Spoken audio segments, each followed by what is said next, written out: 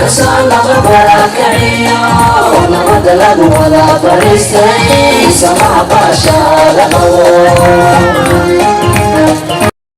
degmooyinka gobolka Banaadir waxaa maalmihii ugu dambeeyay ka socday bandhig faneed ay ku tartamayaan kooxo kala duwan kaas oo lagu dhiirigelinaya fanka iyo suugaanta iyo sidoo kale in bulshada ay qayb ka qaataan horumarka dalka iyo xasiloonidiisa.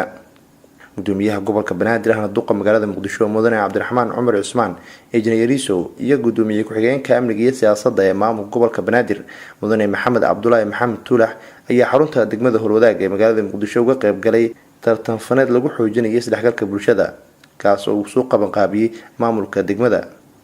qaar kamid ah fanaaniintii ka qayb galaysay tartan faneedkaasi ayaa soo bandhigay suugaan ka turjumaysa qiimaha ay leedahay wadaniyadda iyo in muwaadiniintu ay qayb ka qaataan horumarinta dalkooda hooyo.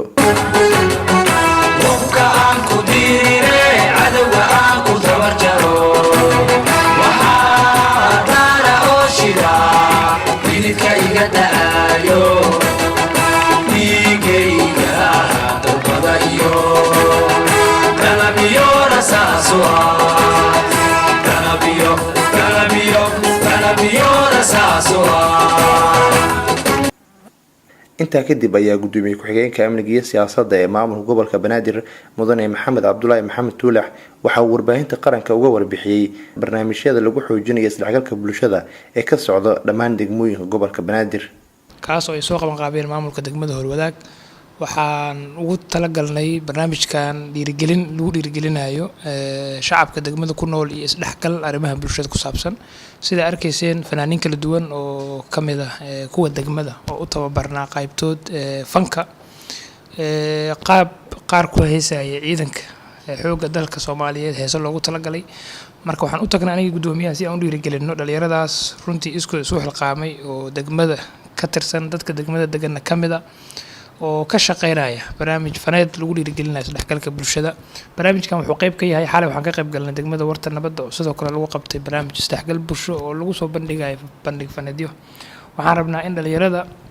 ay helaan fursado ay degmooyinkooda uga faa'iideystaan ayna qayb uga noqdaan isdhexgalka bulshada. runtii laga soo bilaabo muddooyinkii dambe maamulka gobolka Banaadir wuxuu waday dhiirigelin hadday noqoto ciidanka hadday noqoto fanka hadday noqoto nadaafadda iyo arrimaha bulshada qayb walba oo ku aadan. waxaan rabnaa shacabka degmada Howlwadaag uga mahadcelinaynaa wada shaqayntii ay sidoo kale la sameeyeen bishii la soo dhaafay hay'adaha amniga iyo guud ahaan dhalinyarada degmadaas degan oo runtii la shaqeeyay haddii aysan ayaga la'aantoodna aysan suuro galeen howlgalladii laga sameeyay qaybo kamid ah. marka barnaamijka maanta aan ka qayb galay wuxuu ahaa barnaamij degmooyinka oo dhan ay hadda ugu talagaleen in dhalinyarada lagu dhiirigeliyo ayna qayb uga noqdaan isdhexgalka bulshada iyo loona mahad celiyo hay'adihii amniga bishii la soo dhaafay shaqada wanaagsan ka qabtay caasimadda. Nuur Saciid Taaliil warbaahinta qaranka Soomaaliyeed magaalada Muqdisho.